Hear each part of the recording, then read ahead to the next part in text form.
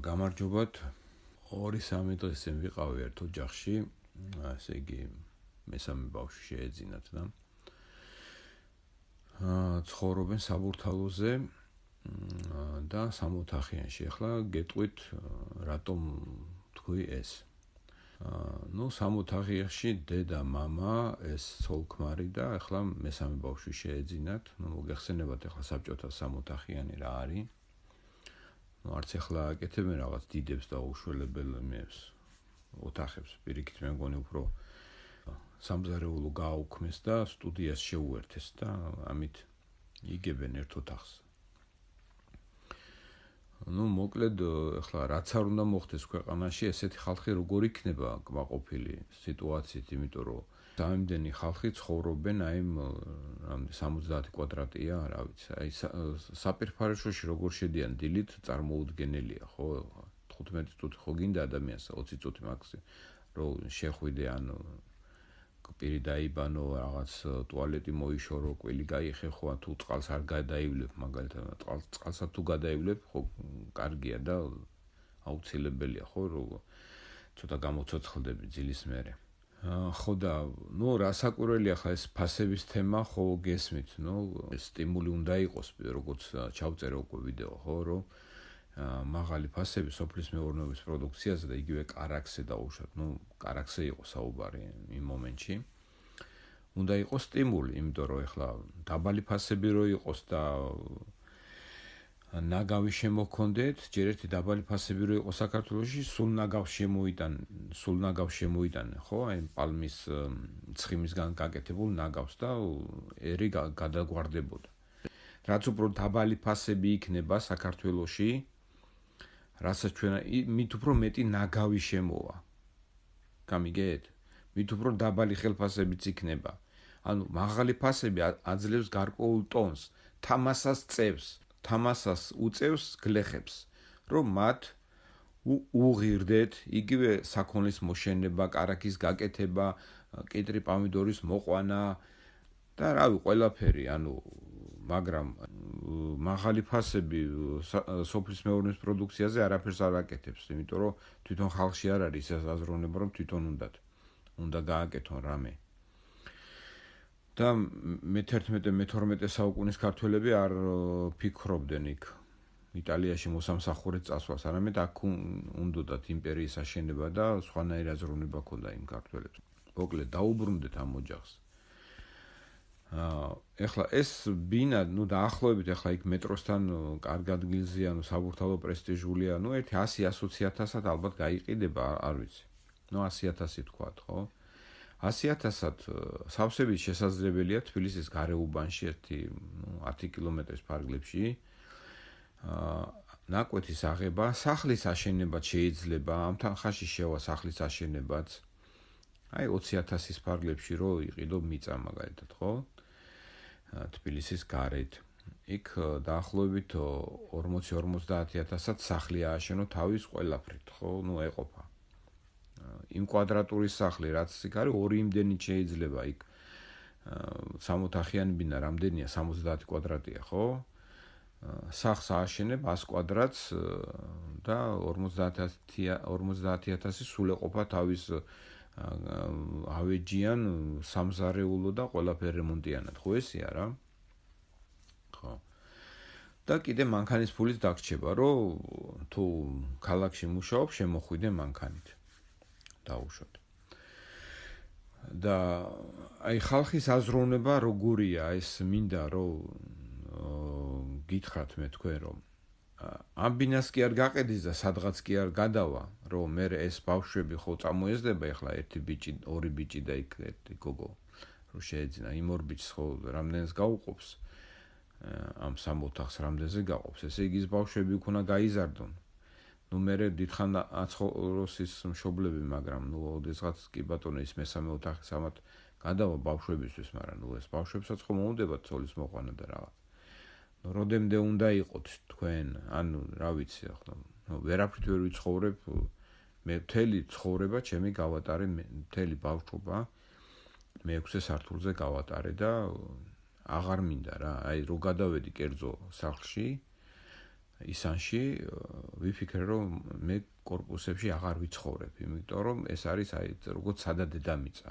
რაც არ უნდა პატარა იყოს, სულ 2 ოთახი რო იყოს რაღაც პატარა ეზოთი და რამე, მაინც შენი რაღაც მაინც მიწაზეთ გახარ და შენი რაღაც საკუთრების გრძნობა გეუფლება რაღაცის საკუთრების. და იქ მე-6 და მე-7 სართულზე თქვენ არაფერი არ გაქვთ, თქვენ უფიქრობთ რომ რაღაცას ფლობთ საქართველოში, თქვენ ფლობთ ჰაერს. მეც არაფერს, უბრალოდ ეს თუ გინდათ საქართველოს გაძლიერებაც და განვითარება, თქვენ მიწაზე უნდა გადახვიდეთ აბსოლუტურად. მე თბილისზე მაქვს ვიდეო რა, როგორ ხედავ ამ ქალაქს და საერთოდ ჩვენ უნდა ჩამოვიდეთ ქართველები ადმინისტრაციულ სამუშაოებზე, აი მაგალითად. იქ ქალაქის მერიაში, რაღაც სტრუქტურებში, ხელმძღვანელებად, იქ პოლიციაში, რაღაც აი საბიუჯეტო, მაღალ ხელფასებით. თორე თბილისში რატო უნდა იცხოვროს ქართველმა, მე არ ვეცგა. საქართველო არის უმშვენიერესი და ეს უმშვენიერესობა არის აი ამ მცირე ტერიტორიაზე, ხო?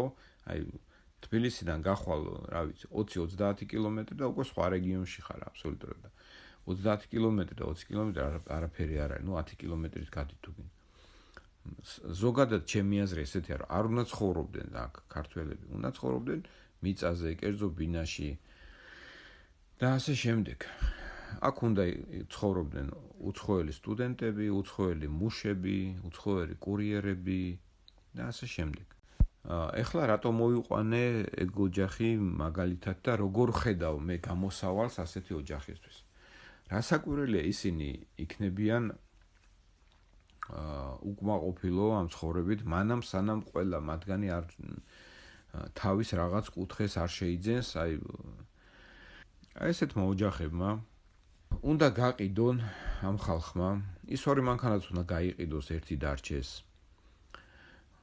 ის თუ ვინც მაგალითად თბილისს ვერ ელევა და უნდა იქ მაინც საბურთალოზე რო ცხოვრობდეს. და ქალაქ გარეთ თუ გავა ოჯახი შეიძლება და 2 მანქანის ყოლა, მაგრამ არც ეს არ არის აუცილებელი, იმიტომ რომ აქ პროტესტები და ხალხი ხო აპროტესტებთ რაღაც მოწოდებებია, რომ ეს კანონი უნდა გავაპროტესტოთ, ძღოლებმა ალბათ რაღაც სიგნალებს დაასიგნალებენ ალბათ პარლამენტის წინ, ესე გააპროტესტებენ. თუ გინდა შეიკრიბონ კიდევაც პარლამენტისზე, მაინც არაფერი არ გამოვა, იმიტომ რომ ეს არის პროგრესული კანონი და ეს კანონი ძალიან წარადგება საქართველოს სამომავლოდ საუბრობ. უნდა მოითხოვოთ საქალაქო ტრანსპორტის და ქალაქთა შორის ტრანსპორტის, ან იქ სადაც თქვენ გადახვალთ დაუშვათ, აი ქალაქის გარეთ 10 კილომეტრში იქნება თუ 5 კილომეტრში, ხო, ქალაქიდან. კარგი ტრანსპორტია ეს ქალაქის ტრანსპორტი, ეს ავტობუსები, რომელიც დადის, რომ დადიოდეს მაგალითად წეროვანიდან, ან ესეთ დასახლებულ პუნქტებიდან, სადაც ქართველები შექმნიან დასახლებულ ესე იგი პუნქტებს, რომ თბილისში შემოვიდნენ ავტობუსებით და ეს არ იყოს რაღაც იქ კაცი რომ გამოვა გზაზე არ დადგეს იქ 9 საათი ზამთარში და ისა ქარმარწა იყოს და ყოველ 10 წუთში მოდიოდეს ავტობუსი, ყოველ 10 წუთში, ყოველ 15 წუთში, რომ ეს ხალხი ქალაქ გარეთ გასული ხალხი შემოვიდეს ქალაქში სამსახურში და არ არის აუცილებელი ამისთვის მანქანა. დააფხროგენ 15 წლის Mercedes და კიდე უნდა ეხლა შვილი ეზრდება და კიდე უნდა იქ მესამე Mercedes-ი უყიდოს ბიჭს და სადააყენებენ ეხლა ეს მანქანას ვერ გაივლინ ვაკეში საბურთალოზე შეუძლებელია რომ მანქანა სადმე დააყენო ხალხო. და კიდე 3 მანქანა გინდა თქვენ ყავდეთ თუ რა გინდათ ბოლო-ბოლო ვერ გან და ეს იმის რა ქვია ევროპელების ამოსმული მანქანა სულ ესე ვიჩანჩალო და მივაჭედეთ ეხლა საჯდომში ევროპელებს რომ აბა რა გესიამუნე აბა რამდენი ქალი გამოგეგზავნოთ ევროპა რამდენი მოსამსახურე გჭირდებათ აბა ეს როგორა აბა ეს და უჩანჩალე ახლა ამათ და მოემსახურე ახლა და ისა რა ქვია ჩამოვიდნენ გერმანელები და ფრანგი გოგოები და მოემსახურონ ჩვენ მოგვემსახურონ ჩვენ რა მაგაზე ნაკლები ბიჭები ვართ, კაცები ვართ თუ ვინ ვართ. მაგრამ აი აზროვნების ამბავია, აი მონური აზროვნება რო აქვს ქართველებში, აი რაც არის და რაც მძლავრობს. აი მონური აზროვნების ხალხი ვართ რა. მე მაგალითად ჯერ ერთი ჩინელებმა ისწავლეს მანქანის კეთება, უკვე ისწავლეს. გასაგებია რომ ისეთი არ არის როგორც იქ. მაგრამ მე მაგალითად მირჩევნია, აი ჩემი ღირსების ამბავია, რომ ვიღაცის გამონაცვალ მანქანაში არ დავჯდე, რაც არ უნდა კარგი იყოს ის. წავიდე დიღომში, შევიდე სალონში და გამოვიყვანო მანქანა, ეს მანქანა, რომელიც მე მომესახურება და მე მჭირდება და რომელიც დააკმაყოფილებს ჩემ იმას. ეხლა წელიწადში ერთხელ რომ მთაში მიდიხარ, მაგისთვის სულ არაა საჭირო მთელი წელი ფორანერით და Land Cruiser-ით იარო თბილისში. აბსოლუტურად არა. თბილისში სასიარულოდ ჩინური მანქანა სავსებით საკმარისია. მით უმეტეს თუ მას რაღაც გარანტიები მოყვება იმ 5 წლიანი მომსახურება არის თუ რაც ქვია, სავსებით საკმარისია და 5 წლის მერე და 3 და 4 წლის მერე უნდა გამოცვალო მანქანა. აბა რამდენიმდე უნდა იჯდე ერთი და იგივე მანქანაში რა ხალხო. რატო უნდა იჯდე მანქანაში 10 წელი და 15 წელი? მე არ მესმის ეს. მიხვალ 5 წლის მერე ჩააბარებ, გამოიყვან ახალ მანქანას. აი ესეთი აზროვნება უნდა იყოს ქართველებში და არა ისეთი, რომ იქ წავიდე 15 წლის და 10 წლის მანქანა ჩამოვიყვანო. გინდა ის 5 წლის მანქანა რო ჩამოვიყვანო. რატო უნდა ჩამოვიყვანო? რატო? ახალ მანქანაში ჩავჯდები, ვისიამოვნებ 5 წელიწადი, მერე მივაგდებ და ახალს ავიყვან. გადამიცვლის სალონი. ხო არის ეს პრაქტიკა დასავლეთში, ევროპაში. ხო გვინდა ჩვენ რომ ვიყოთ ევროპელები და დასავლეთ, ხო და ჯერ აზროვნება შეიცვალეთ თავში. ჯერ აზროვნება შეიცვალეთ და მერე გახდით ევროპელები და ამერიკელები და კიდევ ვიღაც ცივილიზებული, ესე იგი, ვითომ ჩვენ აქ რაღაც ცივილიზაცია გვაკლია და სად იყო ევროპა, აქ საქართველოში რომ ცივილიზაცია იყო. სად, რომელ ტყეში სად დარბოდნენ, კიდე ცალკე საკითხავია.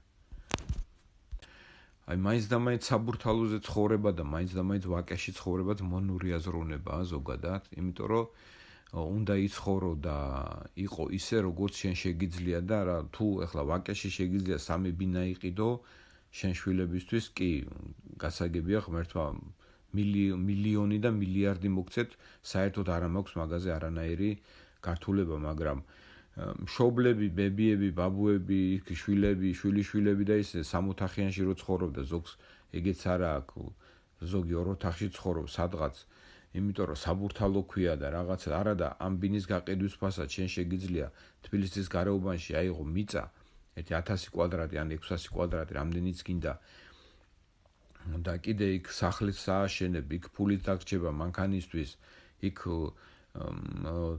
ესე იგი მოხუცი მშობლები, იქ მოხუცი რა ახლა 65 წლის მერე პენსიაში გასული ხალხი რა მოხუცია, ხო?